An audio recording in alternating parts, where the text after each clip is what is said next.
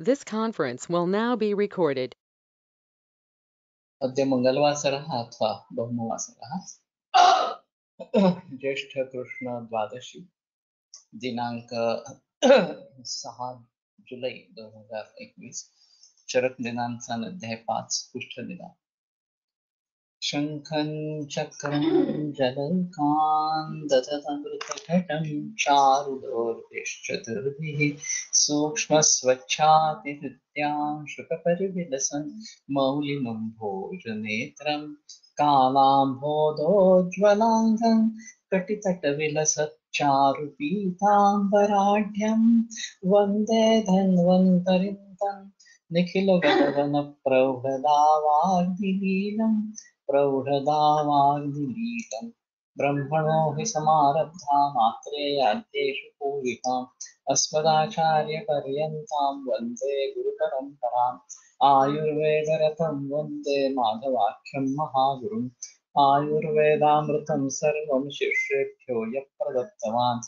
द्रष्टाज्ञानी दृष्टकर्मा कृतकर्मा तथैव च अध्यापको विश्वश्रेष्ठो महान् संशोधकस्तथा गुणैरेतैः समुदितैः यत्कार्यं प्रतनोति सः समृद्ध्यर्थं हि कार्यस्य वयं प्रयतामहे सरस्वत्यै नमो यस्याः प्रसादात् पुण्यकर्मभिः बुद्धिदर्पणसङ्क्रान्तं जगदध्यक्षं वीक्षते आत्रेयं प्रथमं वन्दे आयुर्वेदजगद्गुरुम् आयुर्वेदामृतं सर्वं गृहीत्वा हि सुरेश्वरात् अग्निवेशादिकेभ्यो यत् प्रयच्छति सत्तमः प्रथमं तन्त्रकर्तारम् अग्निवेशं नमाम्यहम्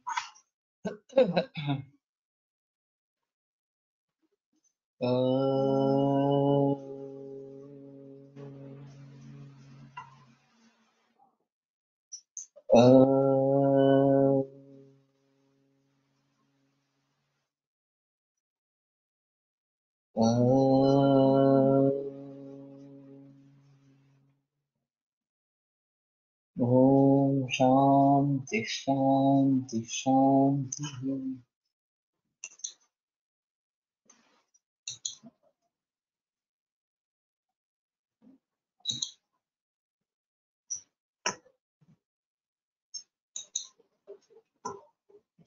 तत्र यद् असाध्यं तत् साध्यतां नाति वर्तते। तो असाध्यतां नाति वर्तते। तो जो असाध्य है वो असाध्यता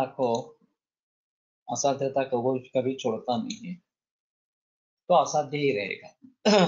साध्यं पुनः किंचित साध्यतां अतिवर्तते कदाचित अपचारात्। किंतु जो साध्य कहा गया है वो कदाचित साध्यता अतिवर्तते, साध्यता से परे निकल जाता है अपचारात् कभी कभी। साध्यानि षट् काकणकवर्जानि अचिकित्स्यमानानि अपचारतो वा दोषैः अभिषिञ्जमानानि असाध्यताम् उपयान्ति। तो काकणक छोड़ के बाकी जो 6 साध्य बताए गए हैं वो अचिकित्स्यमानानि, अगर उनके ऊपर चिकित्सा नहीं हुई, अपचारतो वा दोषैः अभिषिञ्जमानानि, अपचार के कारण दोषों से अभिषिञ्ज निर्माण अगर हो गया तो असाध्यताम् उपयान्ति, तो असाध्य हो जाती है। तो कहने का तात्पर्य ये है कि असाध्य जो है वो कभी साध्य नहीं होगा, लेकिन जो साध्य है वो असाध्य हो सकता है। पादापचारा दैवाद्वा, इस प्रकार का अष्टांग संग्रह में बताया गया है। पादों में अपचार, पादों के द्वारा अपचार ये हो गया या दैव हो गया, तो उसके कारण ये साध्य जो है वो असाध्य इस प्रकार का हो सकता है। तो ये एक अहम मुद्दा रहेगा कि साध्य है या असाध्य है। और अगर साध्य है, रजस वाला चर्या पर कंटिन्यू करने वाले अगर असाध्य इस प्रकार का है तो किसी न किसी भी तरीके से वो साध्य नहीं होने वाला। अब ये बात बड़ी है कि जेनेटिक डिसऑर्डर अगर है, सोरियासिस जैसी, या रूमेटॉइड आर्थराइटिस है, या अन्य कोई इस प्रकार की बीमारियां हो, या कैंसर में कभी कभी ये जेनेटिक्स का रोल दिखाई देता है, तो वो एलोपैथिक के हिसाब से असाध्य इस प्रकार की है, तो हमारे भी हिसाब में वो असाध्य ही रहेगी या कुछ उसका अलग इस प्रकार का रहेगा। तो हर शास्त्र की एक अलग अलग स्थिति है, एक अलग अलग विचारधारा है। और हमारे यहाँ साध्यासाध्यता के बारे में निष्कर्ष जो बताए गए हैं वो कुछ अलग इस प्रकार के है। तो खास करके कैंसर में मैं देखता आया हूँ कि हम केवल दूध पे रहने के लिए मरीज को कहते हैं, और अगर 1.5-2 लीटर तक दूध जाने लगता है तो रोगी मरता नहीं है। ये मैंने हजारों पेशेंट्स में देखा है। हाँ, जरूर जिंदा रहता है, 6 महीने, 2 बरस, 4 बरस, 10 बरस, कितने भी बरस जिंदा रह सकता है, और भली भांति जिंदा रहता है, एक बेटर क्वालिटी ऑफ लाइफ मिलके जिंदा रहता है। तो वहां स्टेज 4 है, इंट्रोडक्शन वगैरह इस प्रकार से उनके हिसाब से दिख रहे हैं, और सभी ने बता दिया है कि नहीं, इसकी आयु 10-15 दिन, महीना इतनी है वगैरह वगैरह, फिर भी ये हमारे हिसाब में बराबर नहीं। तो हमें हमारे दृष्टि से आगे जाना बेहतर है। उन्होंने असाध्य कह दिया तो हम भी असाध्य कहने लगेंगे तो मुसीबत मुसीबत वाली बात होगी। तो हमारी दृष्टि से साध्यासाध्यता के जो निकष है वो भली भांति देखने चाहिए, लेकिन जो साध्य है वो असाध्य हो सकता है, इसमें कोई संदेह नहीं है। काकणंती छोड़ के बाकी साध्य है, लेकिन किसी वैद्य ने उसको अच्छी तरीके से ट्रीट नहीं किया, परहेज नहीं पाला पेशेंट ने वगैरह वगैरह, ऐसा कुछ हो गया तो असाध्य हो सकता है, उसमें कोई संदेह की बात नहीं है। यद विकारा सुधारणा यान्ति अत्यतरे वृद्धि, गंधर्व पूर्व नाशम यद विकारा सुधारणा यान्ति आशुत्तरे वृद्धि। इस प्रकार के एक बात बताई गई है सूत्र स्थान में। ज्ञात्यो विषयवत्र कारण, ज्ञ और अज्ञ विशेष वैद्य वहां पे कारण है। तो आशुपाय प्रतीक्षिण, तात्काल उपाय की अपेक्षा करने वाले अगर रोग है और उनको अच्छा वैद्य नहीं मिला तो वो मौत की घाटी तो उतार देंगे, घाटी पर उतार देंगे। और ऐसी स्थिति में अच्छा वैद्य मिला तो गंधर्व पूर्व नाशम, तत्काल उस रोग का नाश भी हो सकता है और रोगी मुक्त हो सकता है। तो ये सभी इसके ऊपर निर्भर है, वैद्य के ऊपर निर्भर है। और अच्छा वैद्य पाना ये भी शायद दैव का एक अनुकूलता या प्रतिकूलता का विषय है। बहुत सारे मरीजों में ऐसा दिखते हैं कि पेशेंट बिगड़ता बिगड़ता बिगड़ता जाता है और फिर किसी अच्छे डॉक्टर या वैद्य के पास जाता है और फिर एक टर्नआउट आता है और वो सुधर जाता है। तो तब तक शायद उसका दैव प्रतिकूल था, जब दैव अनुकूल बन गया तो अच्छे वैद्य की सलाह मिली और बच गया। दूसरी भी तरीके से हो सकता है कि शुरू में ही अच्छे वैद्य की सलाह मिली और सुधर गया इस प्रकार से। तो ये बातें सही इस प्रकार की है। कल मैंने थोड़ा सा इसके बारे में, किसी ने पूछा था रजस्वला परिचर्या के बारे में, और ये एक अहम मुद्दा इस तरीके से है कि पुराने जमाने में रजस्वला परिचर्या का पालन किया जाता था, अब उसको देखने का तरीका बदल इस प्रकार का गया। और वो बात चली थी कि रजस्वला अवस्था में पूजा पाठ करती थी, देवता देवताओं की पूजा करती थी, और फिर वो 3-4 बार इस प्रकार के गर्भ निर्माण हुए, इस प्रकार के निर्माण हुए। तो उसका उससे संबंध है नहीं है ये बताना काफी मुश्किल है, लेकिन एलोपैथी में बहुत सारे डिसीजेज ऐसे हैं जिनको इडियोपैथिक कहा जाता है और कोई कारण नहीं रहता, ऐसा ही वो कहते हैं। ये तो मूर्खता है, क्योंकि कार्य है तो कारण होना ही है। हमारी समझ में नहीं आए ये कहे तो ठीक है, लेकिन कारण ही नहीं है, इडियोपैथिक ही है। ऐसा बताना ये मॉडर्न साइंस कितना अनसाइंटिफिक है इसका नमूना है। तो इन सभी चीजों का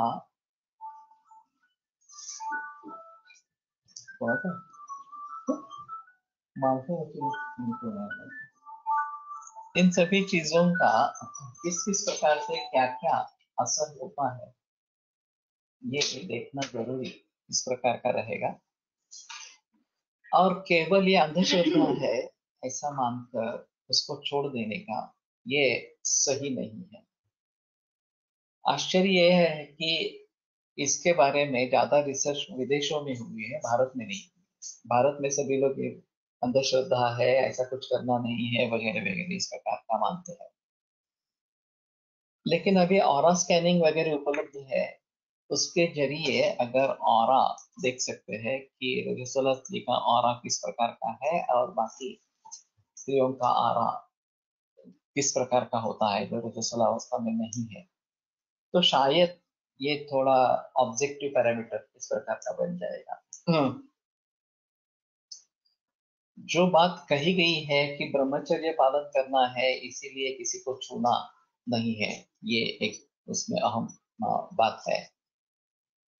और परणे शराबे हंसते हुए मुंजी तो ब्रह्मचारिणी बहुत थोड़ा खाना देना है खाने के लिए, और विश्रांति की भी जरूरत होती है, वो भी उसमें मिल जाती है, ये भी एक अहम मुद्दा है। अब स्थिति ऐसी हो गई कि न्यूक्लियर फैमिलीज हो गई और दूसरा कोई घर में करने वाला नहीं है।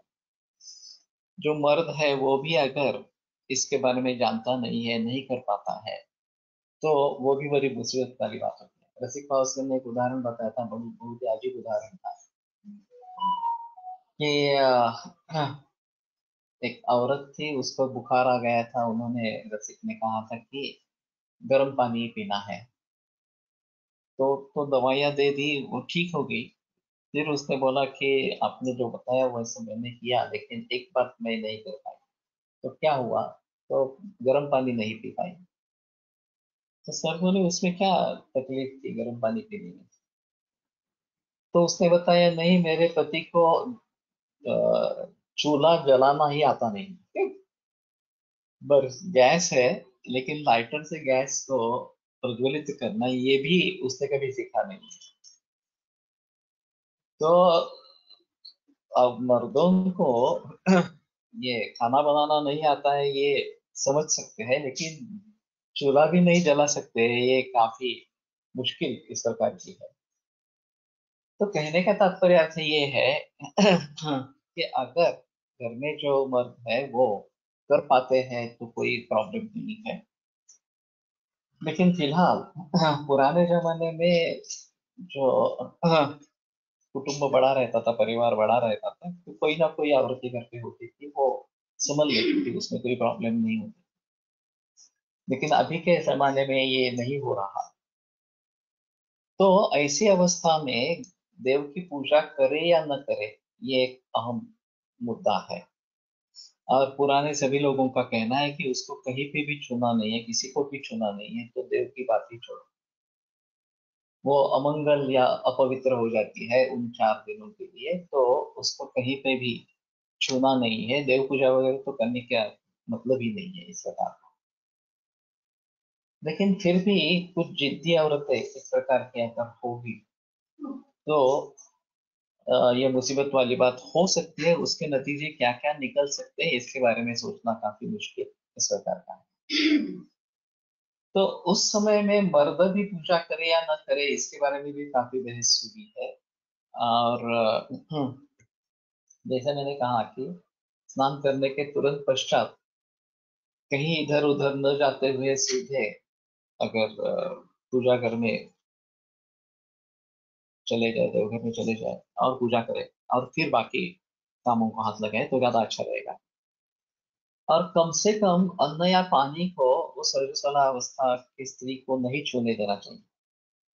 आश्चर्य की बात है, बालाजी तांबे का जो आत्मसंतुलन विलेज है चलेगा के आगे, वहां मैं गया था और वहाँ विदेशी लोग भी बहुत आते हैं, जर्मन से खास करके। और मैनेजमेंट जर्मन लोगों के हाथ में रखी है, इस प्रकार से काम शिफ्ट किया। तो खाने का कक्ष था और एक अलग जगह बनाई गई थी और उसमें स्पष्ट रूप से विमेन इन मेंसेस इस प्रकार का लिखा था। और उनको सिर्फ वहीं पे खाना मिलेगा, बाकी दूसरी जगह पे खाना नहीं मिलेगा। और ये सब फॉरेनर्स थे, वो जहां जाकर वो औरतें खाना ले रही थी वहां। तो बालाजी तांबे अगर ये कर सकते हैं, विदेशी लोगों के लिए कर सकते हैं, तो हम अपने लोगों के लिए क्यों नहीं कर सकते? ये मुद्दा है। सिर्फ इसमें जो अंधश्रद्धा वगैरह की जो बातें हैं, उसको कैसे टालेंगे? तो उसके लिए शायद जैसे मैंने कहा कि ऑरा स्कैनिंग वगैरह ऐसा कुछ करके अगर ऑरा में फर्क आता है, तो बता सकते हैं कि ये ऑब्जेक्टिव पैरामीटर्स है और ये अवस्था अलग इस प्रकार की हो सकती है। तो रजस्वला के बारे में थोड़ा सोचना चाहिए, और मैं समझता हूँ स्त्री वैद्य हमारे ग्रुप में भी बहुत है और बाहर भी बहुत है। उन सभी को इसके बारे में मूल रूप से सोचना है। और अपने अपने कम्युनिटी में तो कम से कम परिवर्तन लाओ, वैद्यों की कम्युनिटी में, बाकी लोगों की बात छोड़ो। तो जो वैद्य है इस प्रकार की औरत है, वो उसके बारे में नियम पालना शुरू करे, वो ज्यादा बेहतर इस प्रकार का। साध्यानाम अपि हि उपेक्षमाणानां त्वङ्मांस शोणितलसिका कोथक्लेद संसेविताः त्वमेव अभिमुच्यन्ते। तो साध्य है लेकिन उपेक्षमाण इस प्रकार का है, त्वङ्मांस शोणितलसिका कोथक्लेद संसेविताः। तो त्वङ्मांस शोणित और लसिका, इनका कोथ, क्लेद और संस्वेद, ये तीन कारणों से उत्पन्न होने वाले कृमि अभिवृचन से वहां पे निर्माण होते हैं। तो ये कोथ, क्लेद और संस्वेद, इसके जरिए उत्पन्न होने वाले हैं त्वंग, मांस, श्रोणिता और लसिका, इन चारों भावों के बारे में। तो ये एक बात अहम है कि इसमें क्लेद और कोथ ये शुरू होते हैं और फिर उसमें कृमि निर्माण होते हैं। ते भक्षयन्तः त्वगादीन् दोषाः पुनः दूषयन्तः इमान् उपद्रवान् पृथक् पृथक् उत्पादयन्ति। तो वो त्वग वगैरह का भक्षण करते हैं और दोषाः पुनः दूषयन्तः, दोष पुनः दुष्टि करते हुए इमान् उपद्रवान् पृथक् पृथक् उत्पादयन्ति, ये उपद्रव अलग अलग तरीके से निर्माण करते हैं। तत्र वातः शाव अरुण वर्णम परिषताम अपि च रक्ष शूल शोत शोषतोद वेपथु हर्ष। तो शाव अरुण वर्ण परुषता रौक्ष शूल शोष तोद वेपथु।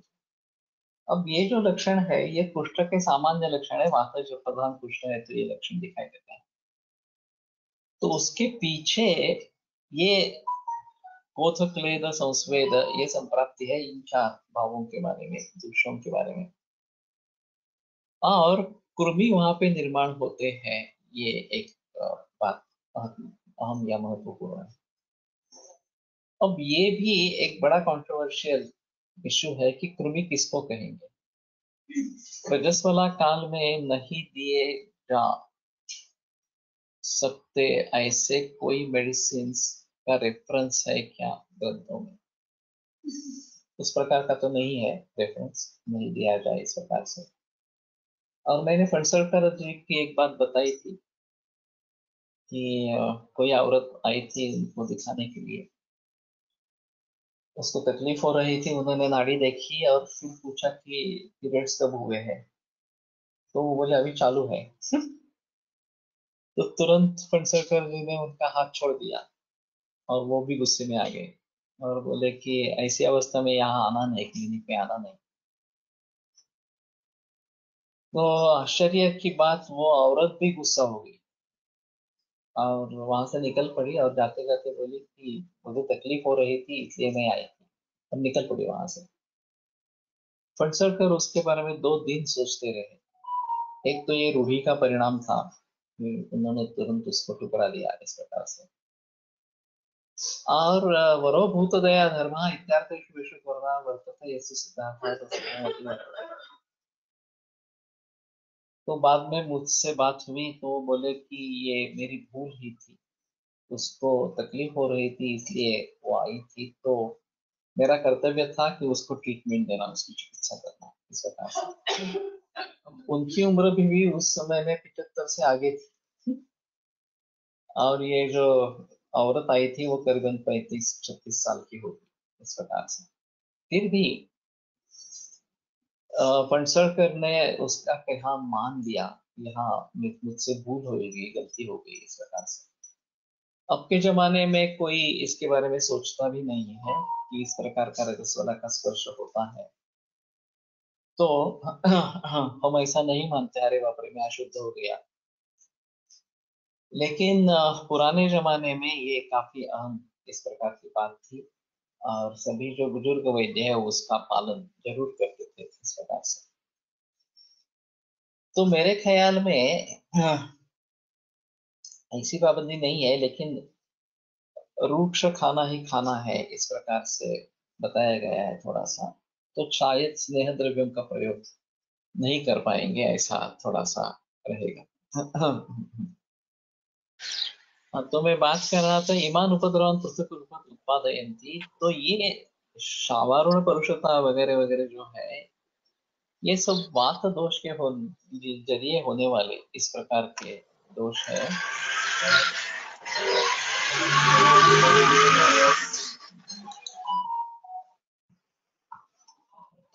और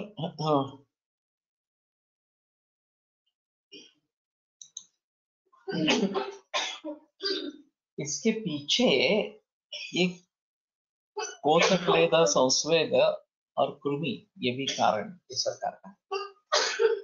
हम ज्यादातर ऐसा देखते हैं कि जब मैगेट्स होते हैं जो स्पष्ट दिखाई देते हैं, तो वो कृमिजन्य, वो कृमि है उसमें संदेह नहीं है, तो उसको मानते हैं, और इस प्रकार के मैगेट्स दिखते भी है, वो उसमें भी संदेह नहीं है। लेकिन ये शावारूढ़ वर्ण वगैरह जो है वो वैसे भी निर्माण हो सकते हैं, हमें कुछ भी दिखाई नहीं देंगे, फिर भी ये इस प्रकार के वात के जरिए लक्षण होंगे। तो अगर इसके पूर्व ये संप्राप्ति होती है कि तो शोणित लसिका कोथ क्लेदा और संस्वेद, और फिर उसमें कृमि होते हैं, वो दिखाई नहीं दे रहे हैं इस प्रकार से, तो फिर उसको कृमि माने या न माने इस प्रकार से। चरक में जो कहा गया है रौक्षात किंचित अदर्शनाः, रूक्षता के कारण, सॉरी सूक्ष्मता के कारण कुछ कृमि ये अदर्शन इस प्रकार के हैं, तो दिखाई नहीं दे रहे हैं, फिर भी कृमि है। सुश्रुताचार्य ने जो बात कही है, सर्वाणि कुष्ठानि स वातानि स पित्तानि स श्लेष्माणि स रक्तानि रक्तानि सकृमीणि च भवन्ति, सभी कुष्ठ में कृमि होते ही है, ऐसा सुश्रुताचार्य का कहना है। और मैं भी बहुत सारे मरीजों में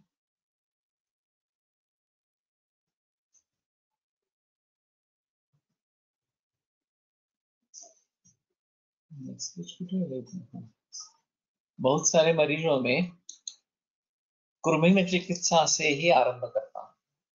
सुबह कुर्मी कुठार रजनी वगैरह, और रात में आरंभ कपिला तिक्ताचंदी रजनी, इस योग से आरंभ करता हूँ, और फिर बीच में भोजनोत्तर या इस प्रकार से कुर्मिग्न चिकित्सा, कुष्ठ की चिकित्सा, चाहे आरोग्य और दिन हो, रक्तपाचक हो वगैरह वगैरह, इस प्रकार का देता रहता हूँ। तो कहने का तात्पर्य अर्थ ये है कि सभी में कृमि मौजूद होते हैं, चाहे दिखे या न दिखे। और ये जो वात के जरिए निर्माण होने वाले लक्षण, पित्त के जरिए निर्माण होने वाले लक्षण वगैरह वगैरह जो है, वो कृमि उत्पन्न होकर उसके बाद में निर्माण होने वाले हैं। तो ये एक अहम मुद्दा इस प्रकार का रहेगा। हर्ष संकोच आयास स्तंभ सुक्ति भेद भंगान, पित्तन दाह स्वेद क्लेद कोथ स्राव पाक रागान। पित्त जो है दाह स्वेद क्लेद कोथ स्राव पाक और राग, अब क्लेद और कोथ हो गया तो फिर कृमि होंगे इस प्रकार से। श्लेष्मा तो अस्य शैत्य शैत्य कंडु स्थैर्य गौरव उत्सेद उपस्नेहोपलेपान, कृमेयस्तु चत्वगादींश्चतुरस्सिरा स्नायुं च अस्तीन्यपि च तारुणानि आददति आदत्। और कृमि जो है वो ये त्वगादि चार और फिर शिरा स्नायु अस्थि और जो तरुणास्थि इन सभी का भक्षण करते हैं। तो ये काफी अहम मुद्दा है हमारे हिसाब में कि सभी में कृमि की उपस्थिति मौजूद रहती है और फिर कृमि की चिकित्सा भी इसके साथ में करना अनिवार्य है। कुष्ठ चिकित्सा तो करनी ही है, लेकिन कृमि की चिकित्सा भी करना अनिवार्य है, रक्त दुष्टि की चिकित्सा भी करना अनिवार्य है। इस प्रकार का जो भली भांति इन बातों को समझेगा वो भली भांति उसकी चिकित्सा कर पाएगा, इन सभी की जो चिकित्सा में रखेगा। अस्यांचैव अवस्थायाम् उपद्रवाः कुष्ठिनं स्पृशन्ति तद्यथा प्रस्रवणम् अङ्गभेदः पतनानि अङ्गावयवानां तृष्णा ज्वर अतिसार दाह दौर्बल्य अरोचक अविपाकाश्च तथाविधम् असाध्यम् इत्यादि। और इस अवस्था में उपद्रव जो है वो कुष्ठी को स्पर्श करते हैं या कुष्ठी में आक्रांत हो जाते हैं। ये काफी अहम मुद्दा है, महत्वपूर्ण मुद्दा है कि कुष्ठी प्रमेही इस प्रकार के व्यक्ति विशेषण ग्रंथों में कई बार आए हैं और प्रमेह और प्रमेही इनमें अंतर है। हमने कोश बनाते समय इस प्रमेही को प्रमेह में कन्वर्ट कर लिया और ये लक्षण प्रमेह के है इस प्रकार से पढ़ लिया। लेकिन अभी प्रातिपदिक कोश में इनको दोनों को थोड़ा अलग रखेंगे और प्रमेही है तो भी प्रमेह के जरिए हम उसको देख सकेंगे, ये थोड़ा होगा। लेकिन व्यक्ति विशेषण ये जो बताया गया है कुष्ठी च मधुमेही च वगैरह वगैरह इस प्रकार से जो रेफरेंसेस आते हैं, तो ये व्यक्ति विशेषण हो जाता है। जिसको कुष्ठ है वो कुष्ठी, जिसको प्रमेह है वो प्रमेही, इस प्रकार से। तो ये व्यक्ति की खासियत इस प्रकार की रहेगी और उस व्यक्ति में क्या होता है क्या नहीं होता है वगैरह। अब जब उसको प्रमेही कुष्ठी कहते हैं तो साफ है कि उसको प्रमेह है या कुष्ठ है। तो प्रमेह का लक्षण है इस प्रकार से हम ले सकते हैं, या कुष्ठ का लक्षण है प्रसरवर्ण अंग भेदा वगैरह इस प्रकार। लेकिन इसमें और कुष्ठी कहने में कुछ अंतर है, कुछ बदलाव इस प्रकार का है। तो हमें इसी तरीके से उसको समझ लेना बेहतर इस प्रकार का होगा। तो कुष्ठ रोग और कुष्ठी व्यक्ति इसके बारे में अलग अलग तरीके से सोचना है इस प्रकार से। और वैसे भी एलोपैथी की जो सोच रहती है वो सीमित सोच रहती है। कैंसर के लिए डिस्ट्रक्शन ऑफ सेल इस प्रिंसिपल को लेकर सर्जरी, केमोथेरेपी, रेडिएशन करवाना है, इतना ही सोचते हैं। वो मरीज कितनी उम्र का है, बहुत छोटा है, बहुत उम्र में ज्यादा है, उसकी ताकत अच्छी नहीं, बल अच्छा नहीं है, या फिर दूसरी कोमोर्बिडिटीज भी उसमें है वगैरह वगैरह, डायबिटीज है, हृदरोग है वगैरह वगैरह इस प्रकार से। इन सभी बातों को दूर रखते हुए इस प्रकार के कैंसर को ये दवा देनी है और वो बॉडी वेट के अनुसार देनी है, ये उनकी सोच है। तो काफी हद तक ऐसा होता है कि इसमें दुष्परिणाम ज्यादा निकल आते हैं। या मौसम कौन सा है, गर्मी का मौसम है तो भी उतनी ही मात्रा में इस प्रकार से ये केमोथेरेपी, रेडिएशन ये सब दे देते हैं। ठंडी के मौसम में सहन करने की क्षमता ज्यादा रहेगी, लेकिन उष्णता के मौसम में, गर्मी के मौसम में ये सहन नहीं कर पाते। तो इन सभी भावों को ध्यान में रखते हुए ट्रीटमेंट देना जरूरी है। और दूसरी चीज यहाँ पे ऐसी है कि ये बॉडी वेट के हिसाब से दवा देना ये कहाँ से आ गया मालूम नहीं है। ये किस प्रकार का रिसर्च हुआ? वास्तव में दोष प्रमाण विशेषण उपचार विशेषण है। दोष प्रमाण विशेष जो है वो उपचार विशेष पर निर्भर है और दोष के प्रमाण के ऊपर औषध का प्रमाण देना निर्भर इस प्रकार का है। तो हमारे यहाँ दोष कितने बढ़े हुए हैं उसको देखकर मात्रा कितनी देनी है इसके बारे में सोचना। और वहां कितना बिगड़ा है इसका कोई मतलब नहीं है, बॉडी वेट कितना है उसके ऊपर दवा की मात्रा निर्धारित की जाती है। तो ये बड़े चर्चा का विषय इस प्रकार का है। तो इस प्रकार के अगर उपद्रव निर्माण होते हैं तो वो कुष्ठी में होते हैं। उस कुष्ठी का मतलब हो गया कि कुष्ठ उसके शरीर में दीर्घ काल से चला आ रहा है और इसलिए उसको कुष्ठी ये संज्ञा प्राप्त हो गई है। जिसका व्याधि साध्य नहीं हो रहा उससे वो संबोधन प्राप्त होगा क्या?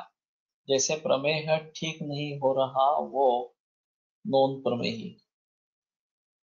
ऐसा नहीं, असाध्यता ही होती है ऐसी भी स्थिति नहीं है। यहाँ पे असाध्यता बताई गई, तथावितम असाध्यम विद्या इस प्रकार से। लेकिन पुष्टि प्रमेय ही ऐसा कहने से वो निश्चित रूप से असाध्य ही है ऐसा नहीं है।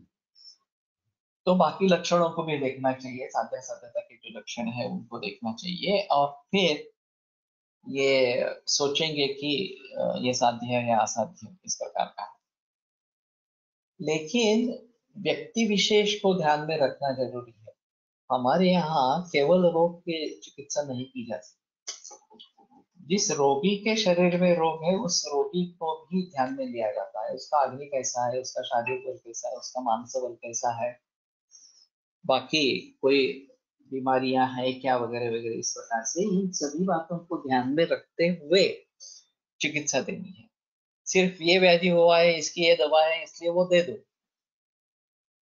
अगर वो सहन नहीं कर पाएगा तो बस हमारे यहाँ इलाज ही नहीं कोई, आप छोड़ के जाओ, यही इलाज है वही वो उसमें आप में हम नहीं कर सकते हैं इस प्रकार से। मैंने एक अजीब उदाहरण देखा था यहाँ पे। एक अमलनेर का पेशेंट था, दिनानत में आया था, एडमिट हुआ था और उसके पास पैसे भी नहीं थे वास्तव में।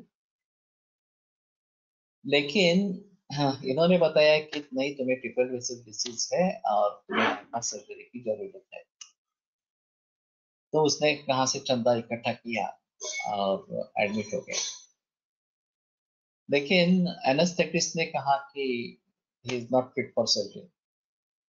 तो आई गई मुसीबत, ये सर्जरी आवश्यक है और सर्जरी हो नहीं सकती क्योंकि वो मेडिकली फिट नहीं है सर्जरी के लिए। तो फिर इन्होंने बता दिया कि तुम्हें सर्जरी आवश्यक है और कोई चारा नहीं है बचने का दूसरा, सर्जरी हो नहीं सकती है।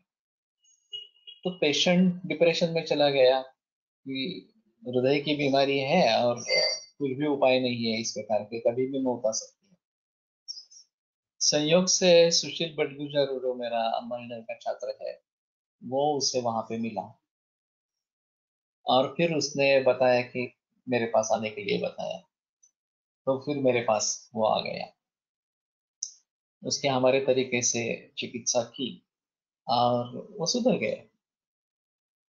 तो कहने का तात्पर्य अर्थ ये है कि एलोपैथी में मेडिकल मैनेजमेंट नहीं है ऐसी बात नहीं है, वास्तव में उसमें भी मेडिकल मैनेजमेंट है। लेकिन इस प्रकार से डॉक्टर ने उनको क्यों बताया मुझे पता नहीं कि पेशेंट डिप्रेशन में चला जाए इस तरीके से अगर उसको बता देंगे तो मरीज क्या करेंगे, ये बड़ी प्रॉब्लमेटिक इस प्रकार की सिचुएशन है। तो कहने का तात्पर्य अर्थ ये है कि सभी इस प्रकार के मरीज साध्य होंगे या असाध्य होंगे ये अलग इस प्रकार की स्थिति रहेगी। दूसरे एक हमारे मेरे पिता के मित्र थे और काफी गंभीर हो गए और रूबी हॉल में एडमिट किया था। उनको तेज बुखार आ रहा था और 3-4 तक बुखार था और उतर नहीं रहा था इस प्रकार से। तो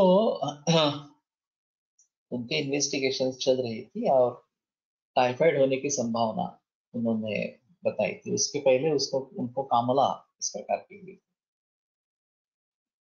तो उनका लड़का जो है मेरे पास आया कि ऐसी ऐसी कंडीशन है और क्या कर सकते हैं क्या। तो मैंने कहा मुझे तो टाइफाइड नहीं लगता है, ये आशंका मुझे मेनिंजाइटिस की है। तो बोला नहीं, तो डॉक्टर तो बता रहे हैं कि टाइफाइड होने की संभावना है, इन्वेस्टिगेशन चल रही है।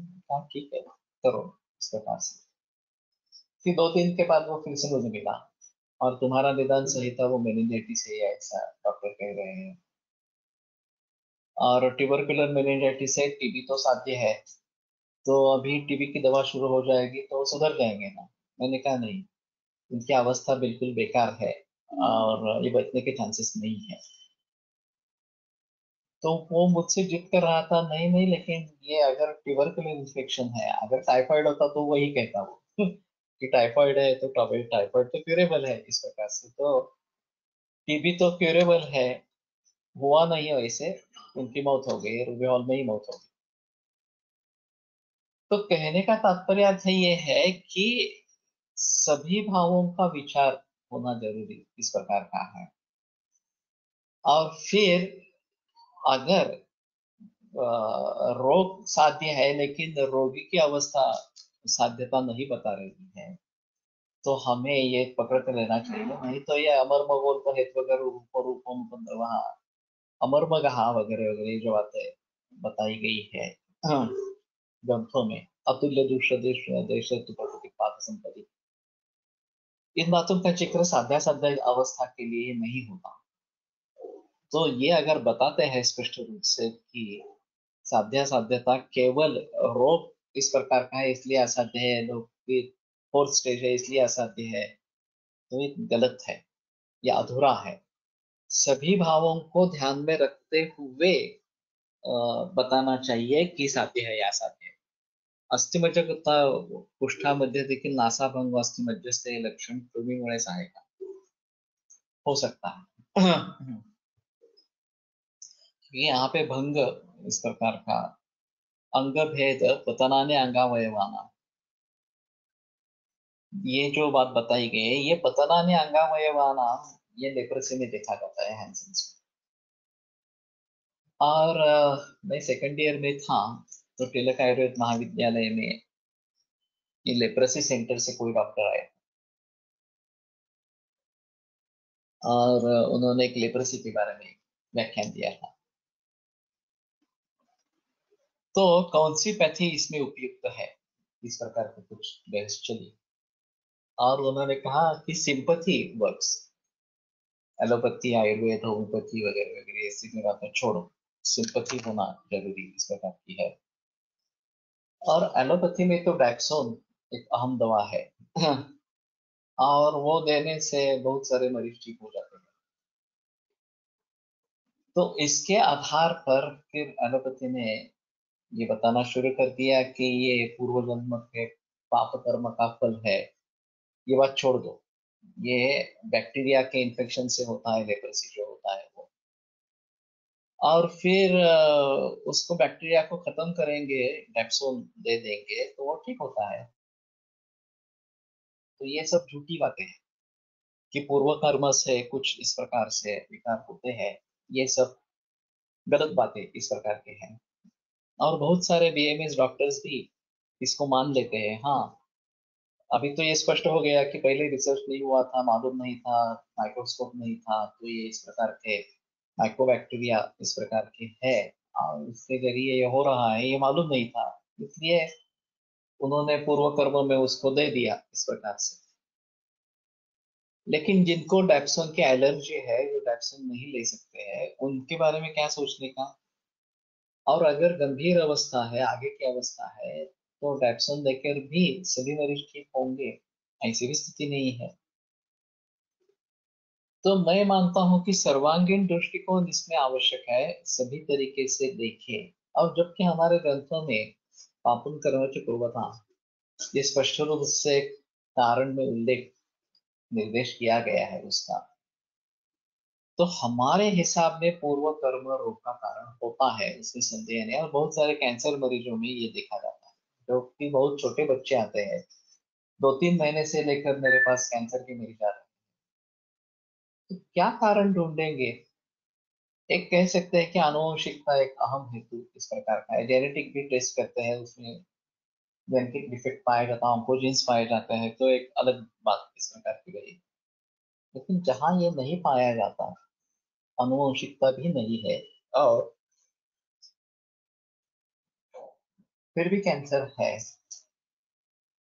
तो इसमें ये दैव का हिस्सा होना बहुत जरूरी इस प्रकार कराएगा। मैंने जर्मनी की केस बताई थी, फिर से एक बार दोहराता हूँ।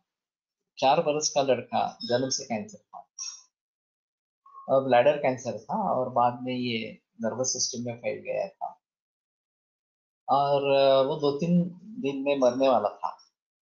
लेकिन मुझे बहुत आग्रह हुआ कि एक बार मैं उसको जाकर देखूं, तो मैं देखने के लिए गया हूँ। उसकी मुख्य शिकायत थी पाँव में दर्द होना। तो डॉक्टर्स ने क्या किया था, पेट में एक वेनिसेक्शन करके मॉर्फिन मॉर्फिन की एम्पूल लगा दी, और फिर जब भी वो जाग जाता तो वो एम्पूल प्रेस करते, तो मॉर्फिन रिलीज होकर वो ड्राउजी होता, सो जाता। तो यही सिलसिला 2-3 दिन से चल रहा था, और क्वालिटी ऑफ लाइफ बिल्कुल ही नहीं थी। तो जब मैं पहुंचा तो उसी समय वो जग गया, और ये मॉर्फिन देने ही वाले थे, तो मैंने उनको रोका और मैंने कहा कि ठीक है, मैं कुछ कोशिश करने दो। मैंने ऑलिव ऑयल ले लिया घर से, थोड़ा गर्म करके उसको मसाज किया कमर से पूरे पाँव में। शुरू में उसने थोड़ा रेजिस्ट किया, फिर बाद में वो सो गया। तो फिर मेरा संभाषण शुरू हुआ उसके माँ के साथ, और माँ का कहना था कि उसको बहुत स्ट्रेस था गर्भिणी अवस्था में, और उसने हेवी स्मोकिंग भी किया, 30 सिगरेट्स a डे प्रकार से। तो नतीजा ये हुआ कि उस बालक को जन्म से ही कुष्ठ था, ब्लैडर में कुष्ठ था, सॉरी कुष्ठ नहीं, कैंसर था, और वो बढ़ता ही गया। अब मौत नजदीक थी, 2-3 दिन में उसकी मौत होने वाली थी इस प्रकार से। तो मैंने कहा कि ऐसा है, तुम अकेले इसमें दोषी नहीं हो, ये हमारे आयुर्वेद के दृष्टि से मैं बता रहा हूँ। तो थोड़ा चौंक गई। उसमें ऐसा था कि वो पुनः प्रेग्नेंट थी, 7वां महीना चल रहा था। अब उसका ये कहना था कि उसको इस बच्चे का स्ट्रेस है, वो उसको इस हालत में देख नहीं सकती है, और फिर स्ट्रेस बढ़ जाता है तो वो स्मोकिंग करती है। तो रिश्तेदारों ने डांटा, डॉक्टर ने डांटा,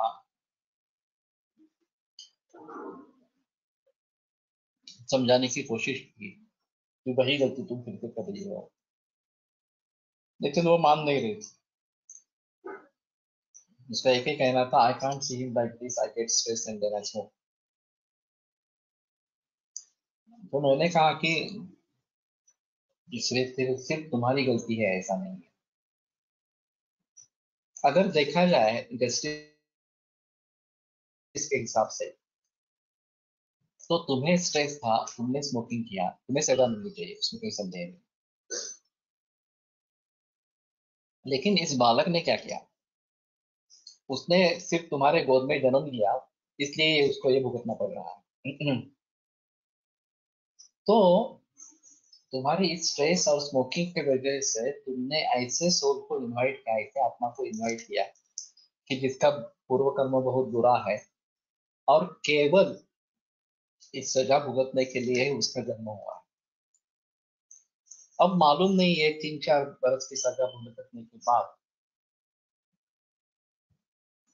कि उसकी सजा पूरी हो जाएगी, उसको अच्छा जन्म मिलेगा, मुक्ति मिलेगी, क्या मिलेगा मालूम नहीं है। लेकिन ये सिलसिला फिर से न दोहराइए, इसलिए बेहतर ऑप्शन है कि तुम इस प्रकार के सोल को फिर से इनवाइट मत करो, तो स्मोकिंग तुरंत छोड़ दो। वास्तव में मुझे मालूम था कि शुक्र शोणित जीव संयोग गर्भ, जब जन्म ये गर्भ निर्माण होता है तो उसी समय आत्मा का प्रवेश हो जाता है, नहीं तो गर्भ ही नहीं होता। तो आत्मा प्रविष्ट कर चुका है, प्रवेश हो चुका है, लेकिन उसको बताने के लिए ये मैंने आधार लिया। उसने मेरा कहा मान दिया और स्मोकिंग तुरंत छोड़ दिया। बीच में वो फिर से जग गया। फिर मैंने उसके पिता को कहा कि तुम मसाज करो, उसके मसाज से भी वो सो गया। फिर मैंने कहा कि घर में गोल्ड है क्या, तो बोले है। कॉइन था, गोल्ड कॉइन। तो मैंने कहा कि उसको बांधिए और दूध में उबाल के दूध शेष रखो, तैयार रखो। तो उन्होंने वैसे करके रखा। तो फिर वो फिर से जब जगा तो उसने खाने के लिए मांगा। तो लाइफ क्वालिटी आ गई। और वो जो 2 दिन में मरने वाला था वो 15 दिन तक जिंदा रहा। फिर बाद में देख। तो कहने का तात्पर्य अर्थ ये है, यहाँ पे क्या कारण ढूंढेंगे हम। और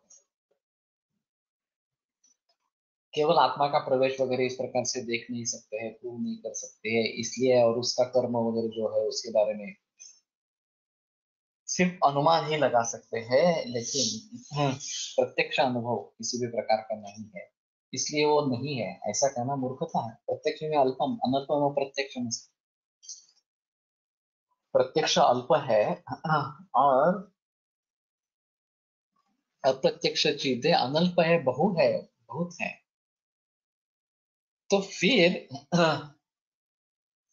केवल वो दिखते नहीं है इसलिए उनको ठुकरा देना ये मूर्खता इस प्रकार की है। तो अभी लोग भी इस बहकावे में आ जाते हैं कि राजा एक्समा अगर टीबी करके डायग्नोसिस होता है तो काफी मुश्किल होता है उसको ट्रीट करना, क्योंकि उस बैक्टीरिया की शक्ति बहुत बढ़ गई है और हमारी शक्ति बहुत कम हो गई है। इस प्रकार हमारे हिसाब में राजा एक्समा है और आधुनिक दृष्टि से टीबी नहीं है। तो जनरली ये क्यूरेबल हो जाता है अगर हमारे हिसाब से साध्य है। तो बदमाश क्षय नहीं है तो राजा एक्समा ट्रीट हो सकता है हमारे हिसाब में, चाहे एकादश राजा एक्समा हो। उसी प्रकार से ये जो अभी लक्षण मत उठा लेंगे।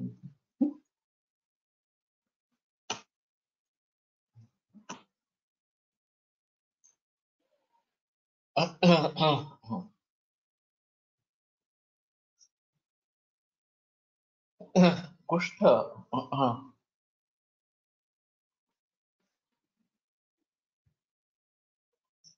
जिनमें अंगों का पतन इस प्रकार का बताया गया है, जो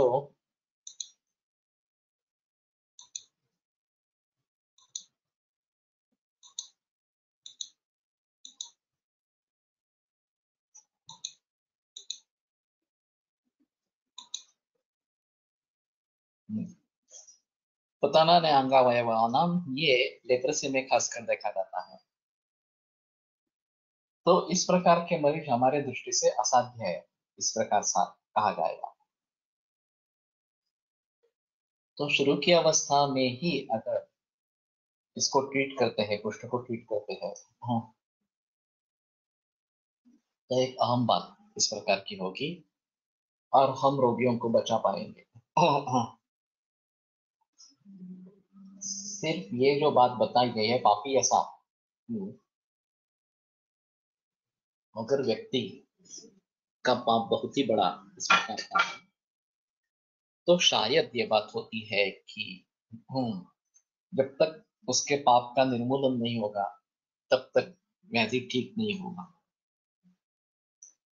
तो प्रस्रवणम, पूरे शरीर से स्राव निकलना, अंग भेद, अंगों का टूटना, पतानाने अंगावयवाना, खास करके ये अंगुलियां है जो निकल जाती है, तृष्णा, ज्वर, अतिसार, दाह, दौर्बल्य, अरोचक, अभिपाकाश,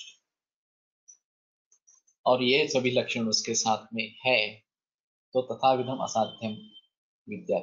तो उस प्रकार के कुष्ठ को असाध्य इस प्रकार का माना जाता है। मेरे पास ज्यादा मरीज लेप्रोसी के आए नहीं है, लेकिन जो भी आए हैं उनमें काफी अच्छे रिजल्ट्स इस प्रकार के मिले। भवन्ति छात्र साध्योऽयम् इति यः पूर्वं नरो रोगम उपेक्षते स किंचित कालम आसाद्य मृत एवावबुध्यते। तो साध्य है, करेंगे क्या है? नाजित्वा साध्य मामयम, नान्य कार्य व्यग्रस्यात् नाजित्वा साध्य मामयम। तो साध्य व्याधि है तो उसको जीतने के बगैर दूसरा कुछ भी कार्य नहीं करना है, पहले सभी ताकत उसी में लगाने, समय जो देना है उसी में देना है। स किंचित कालम आसाध्य मृत एव अवबुध्यते, वो कुछ काल के बाद मरा हुआ ही दिखाई देता है। यस्तु प्रागेव रोगेभ्यो रोगेषु तरुणेषु वा वैषम्यं कुरुते सम्यक् सचरं सुखमश्नुते। तो रोग की शुरू की अवस्था में या रोग शुरू होने के पूर्व या रोगेषु तरुणेषु वा, रोग तरुण होने के अवस्था में वैषम्यं कुरुते सम्यक्, ठीक तरीके से वैशेष करते हैं, सचरम सुखमश्नुते, वो दीर्घकाल सुख का अनुभव लेता है। ये अभी डैक्सोन का नतीजा होगा शायद, कि बहुत ज्यादा मात्रा में रोग लेप्रेसी के पेशेंट दिखते थे, अभी उतने नहीं दिखते हैं। और first line of treatment is allopathy only across the globe. तो लोग उन्हीं के पास पहले जाते हैं और ये निदान हो जाता है, डैक्सोन सूट हो जाता है तो ठीक होता है। केवल जो रोगी ठीक तरीके से डैक्सोन नहीं लेते हैं, अब बाकी उपचार करते रहते हैं, वो असाध्य इस प्रकार के हो जाते हैं। आनंद वन ने मैंने विजिट की है, वहां तो काफी मरीज इस प्रकार के हैं। और उनका सुझाव था कि आयुर्वेद की ट्रीटमेंट कर सकते हैं, जिनके बारे में वो कुछ नहीं कर पा रहे हैं इसके बारे में, लेकिन मुझे हुआ नहीं इस प्रकार से। और मैंने नागपुर के कुछ वैद्यों को कहा था कि वहां पर ट्रीटमेंट करें, हफ्ते में महीने में एक बार वगैरह इस प्रकार से, लेकिन हुआ नहीं इस प्रकार से। तो अभी एलोपैथी का जो जोर दिखता है वो इन्फेक्शियस डिसीजेस में ही उनकी सफलता काफी ज्यादा इस प्रकार। और इसी के आधार पर उसमें कार्यकारण भाव है। और ये साइंटिफिक सिस्टम हो गई, लेकिन ये अधूरा है। जो साइंटिफिक उसको कहा जाता है, ये अधूरा है। और बाकी बहुत सारे बीमारियों में कार्यकारण भाव ही नहीं है। यहाँ एक उनको इन्फेक्शन, माइक्रो ऑर्गेनिज्म, ये कॉज मिल गया, उसके आधार पर allopathy got established as scientific system. और वो भी अधूरा है, वो भी पूरी तरीके से, क्योंकि इम्यूनिटी को उन्होंने पूरी तरीके से ठुकरा दिया, उसके बारे में सोच ही नहीं की इस प्रकार से। अब अभी मैंने सुबह एक थोड़ा सा व्हाट्सएप मैसेज देखा, गुजरात का है शायद, अनवैक्सीनेटेड एंड वैक्सीनेटेड। तो अनवैक्सीनेटेड जो लोग हैं उनको बाहर घूमने के लिए मज्जाव किया गया। केस हाईकोर्ट में चली गई और हाईकोर्ट ने निर्णय दिया कि इस प्रकार का भेद नहीं करना चाहिए अनवैक्सीनेटेड और वैक्सीनेटेड। अगर वो जरूरी काम के लिए जा रहा है, एसेंशियल्स खरीद करने के लिए जा रहा है, काम पे जा रहा है, वगैरह वगैरह इस प्रकार से, तो ये दोनों तरीके के पेशेंट, वैक्सीनेटेड और वैक्सीनेटेड अनवैक्सीनेटेड, दोनों इन्फेक्ट कर सकते हैं पूरे समाज को। और वो बात छोड़ो, जिनके बारे में कुछ भी पता नहीं है, सिम्टम्स कुछ भी नहीं है, ऐसे तो मरीज बहुत सारे हैं समाज में, वो सभी को इन्फेक्ट कर सकते हैं। तो सभी को सिर्फ घर में ही बैठना पड़ेगा, कुछ भी नहीं करना है इस प्रकार से, जो पिछले वर्ष किया गया था इस प्रकार से। लेकिन ये इलाज इतना भयंकर है कि उसके जरिए कोविड हो जाना ठीक है, इस प्रकार सा मतलब लोग सोचने लगे। तो हमें सारा सार विवेक नहीं छोड़ना है, ये एक अहम बात है। कुष्ठाचे पेशंट हल्ली देखील दिसतात, लेप्रोसिसचे दिसत नाहीत असे म्हणायला हवे, कारण कुष्ठ ही टर्म व्यापक अर्थाने आयुर्वेदात, लेकिन उसका भी कहना शायद लेप्रोसी के बारे में ही है। बाकी तो दिखते हैं, सोरियासिस वगैरह तो दिखते हैं, कोई संदेह नहीं। लेकिन उसका कहना जो है वो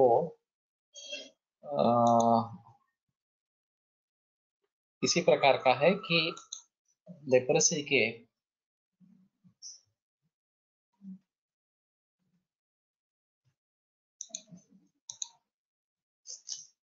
लेप्रोसी के पेशेंट ज्यादा नहीं दिखते हैं, लेकिन होते हैं। ऐसी बात नहीं है कि होते ही नहीं है इस प्रकार से। और जैसे टीबी HIV के जरिए वापस आ गया, उसी प्रकार ये भी वापस आएंगे, कोई बता नहीं सकते। यथा ही अल्पेन यत्नेन चिंतित तरुणस्तरु, कि पेड़ अगर पौधा छोटा है तो अल्प यत्न से उसको तोड़ा जा सकता है। यह स एव अति प्रवृद्धस्तु चिंत्यते अति प्रयत्नता। वही अगर ज्यादा बड़ा हो गया, वृद्ध हो गया, तो बहुत प्रयास करने पड़ते हैं। एवमेव विकारोपि तरुण साध्यते सुखम विवृद्ध साध्यते कुशल असाध्यो वापि जात।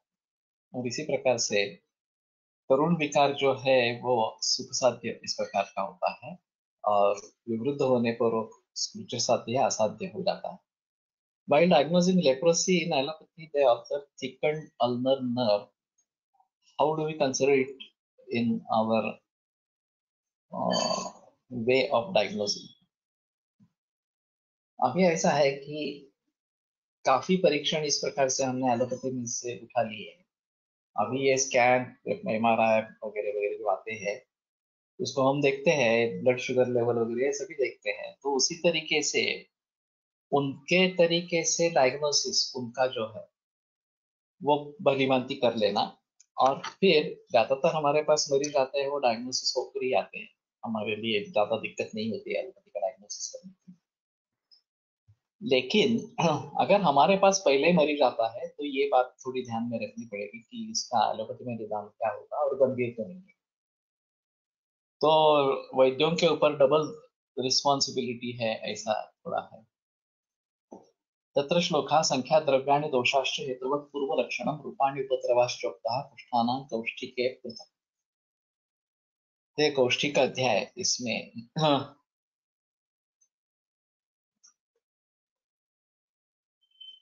हाँ, कुष्ठ श्वित्र के बढ़ रहे हैं, उसमें कोई संदेह नहीं है। तो ये सभी बातें इस अध्याय में, कुष्ठ अध्याय में बताएगी। इति अग्निवेश कृते तंत्रे जलकपति संस्कृते निदान स्थाने कुष्ठ निदान मान पंचमोऽध्यायः षष्ठोऽध्याय अथाथा शोषण निदानं व्याख्यास्यामः इति अस्माभिरुपाणात्रे। तो इसके बारे में कल कोशिश करेंगे। वैसे शुक्रवार को अमावस्या है, सुबह ही लगती है, और शनिवार को 6:45 को चुकती है। तो संभवतः शुक्रवार शनिवार रविवार तीनों दिन पढ़ेंगे नहीं, और डायरेक्ट सोमवार को करेंगे। तो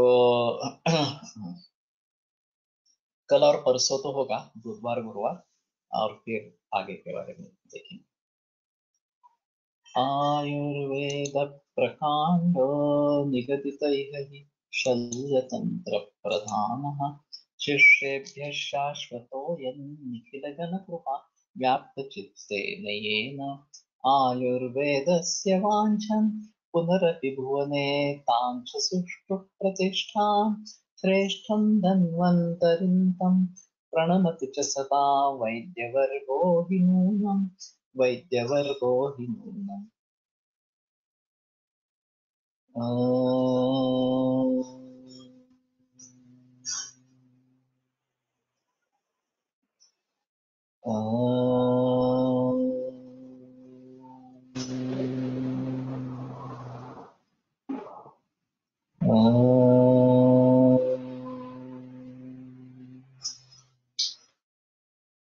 ओम शांति शांति शांति। विरम्यते व्याख्यानकारः श्वः पुनरपि मिलिष्यामः।